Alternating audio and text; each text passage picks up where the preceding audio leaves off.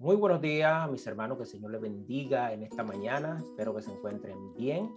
Hoy queremos hablar acerca de los jóvenes y su permanencia en la iglesia, sus convicciones ante un mundo que cada vez nos reta más con antivalores que, ¿verdad?, están permeando la sociedad. Cada vez se hace más necesario que nuestras convicciones estén más firmes ante este sistema de influencia que nos rodea. Hace unos días leí una estadística que se da en el contexto estadounidense con relación a los jóvenes en la iglesia, que decía que cerca del 75% de los jóvenes, cuando salen de la iglesia y se exponen a otro contexto, por ejemplo la universidad, trabajo y otro contexto donde hay cosmovisiones diferentes a la fe que ellos profesan en su iglesia, generalmente terminan renunciando de su fe. ¿Y eso por qué? Porque tienen muchas preguntas inconclusas, preguntas no respondidas.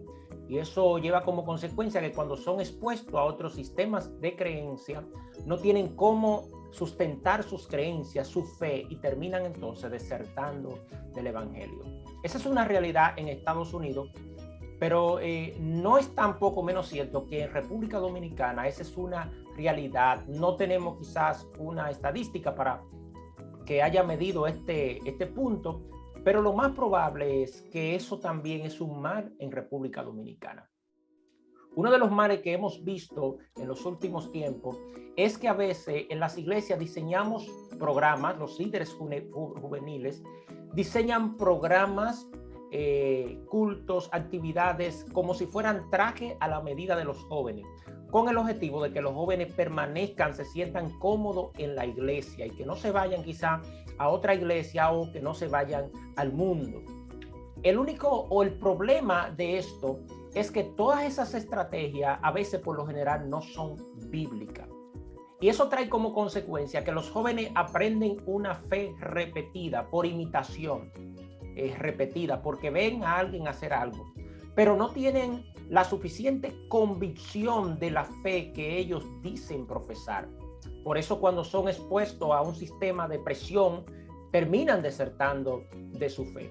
Los jóvenes no necesitan más programas diseñados a la medida de ellos para que ellos se sientan cómodos o para alimentar sus emociones.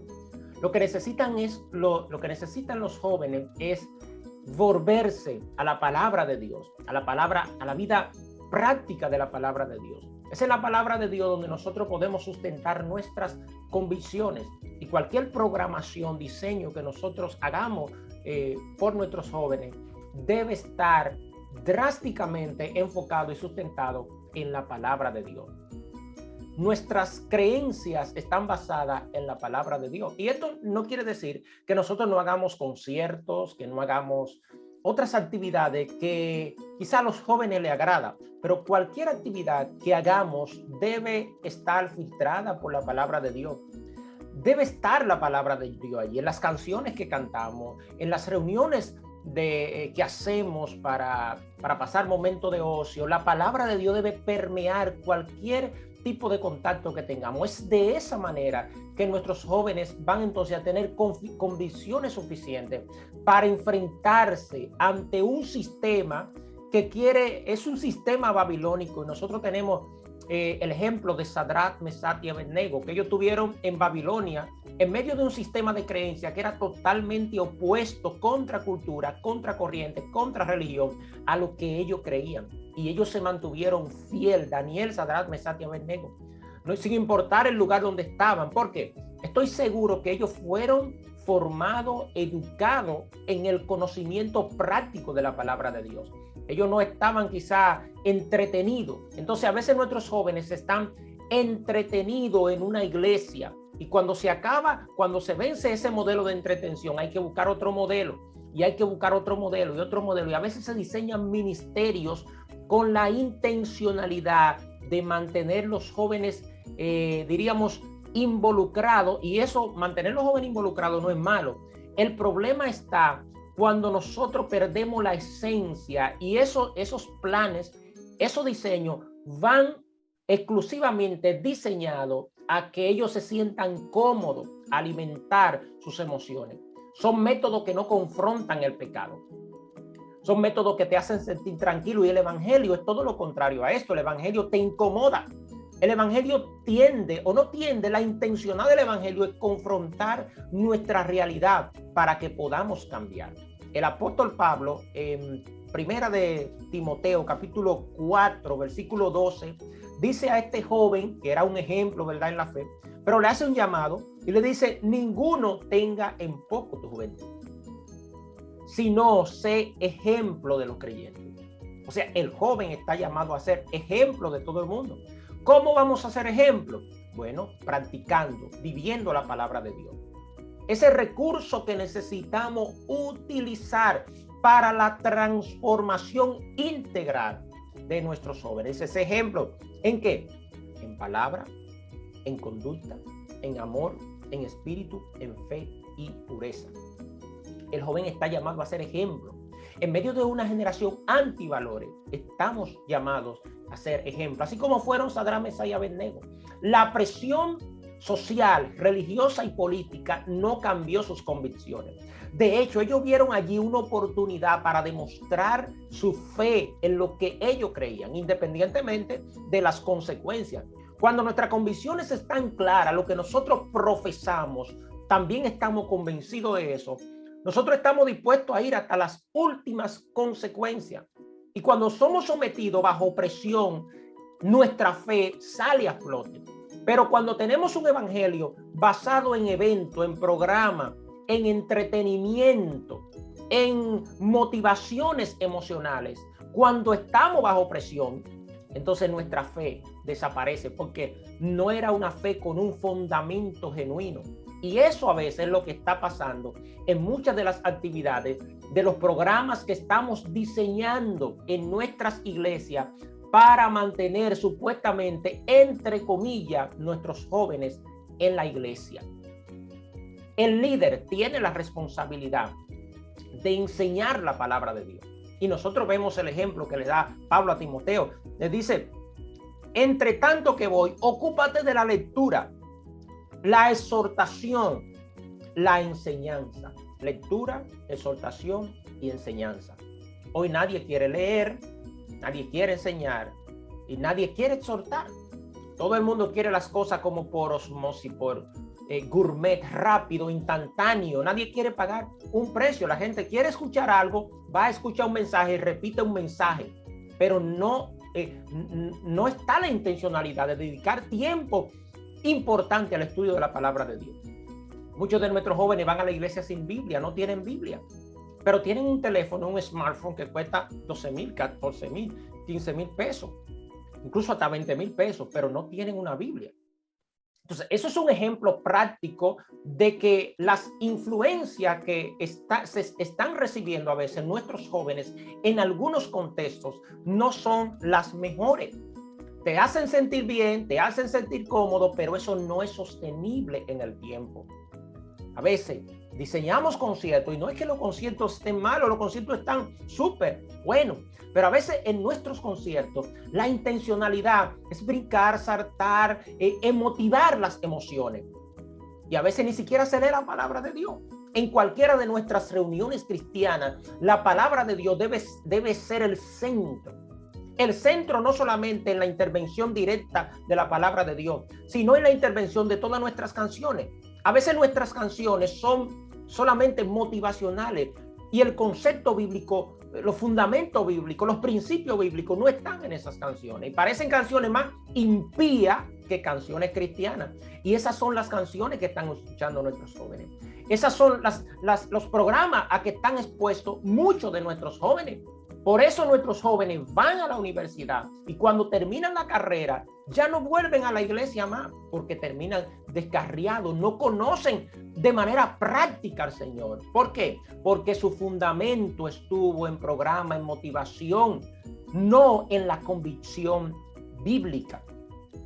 Dice Pablo a Timoteo, versículo 14, no descuides el don que hay en ti, que te fue dado mediante la profecía con la imposición de la mano del presbiterio. El don, el llamado, las herramientas que Dios ha puesto en nosotros para que podamos servir a otro. Dios ha puesto dones en cada uno de los jóvenes. Los jóvenes son, dice la Biblia, escribo a vosotros jóvenes porque sois fuertes. Dios ha puesto a los jóvenes como columna dentro de la iglesia. Por eso Pablo llama a Timoteo a ser ejemplo, que nadie tenga en poco su juventud. Lo llama a ser ejemplo, ¿verdad? Ejemplo en conducta, en palabra, en amor, en pureza, en fe.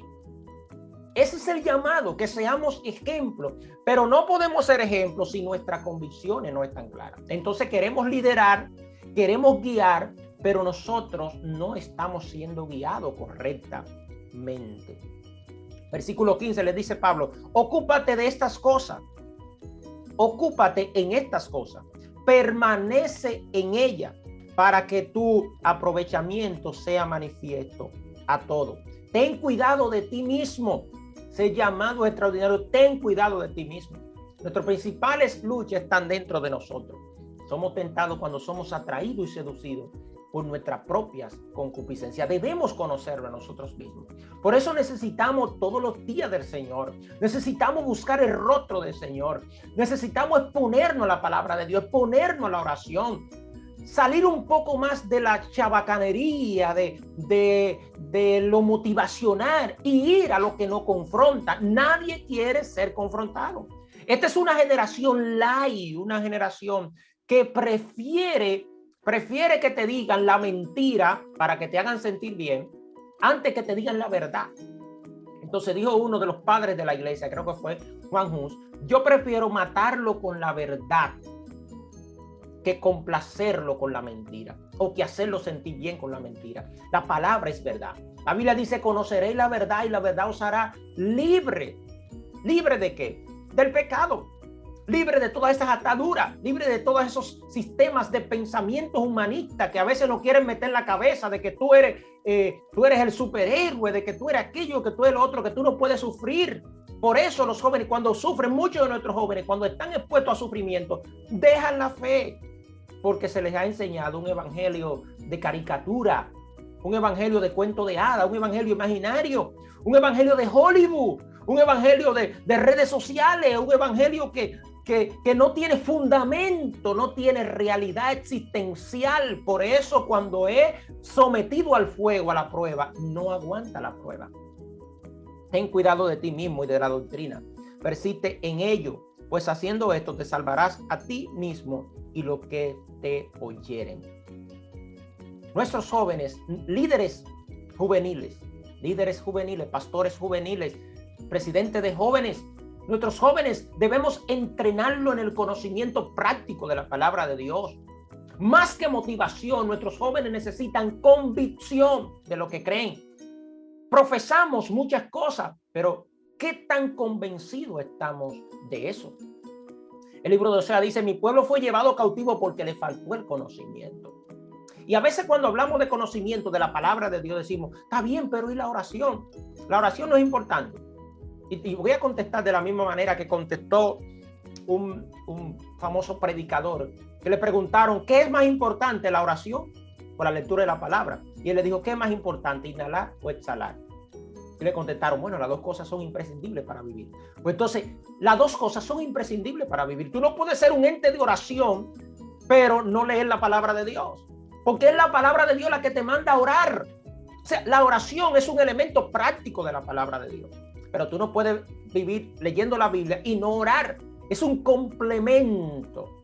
Es un complemento. Estamos llamados líderes a entrenar nuestros jóvenes, a ser discípulos, a prepararlo para que cuando vayan a exponerse a la universidad, cuando vayan a exponerse a otro contexto de cosmovisión diferente, ellos puedan mantener sus condiciones y puedan modelar y puedan ser ejemplo, no solamente de manera imaginaria, sino en palabra, en conducta, en fe, en pureza, en amor.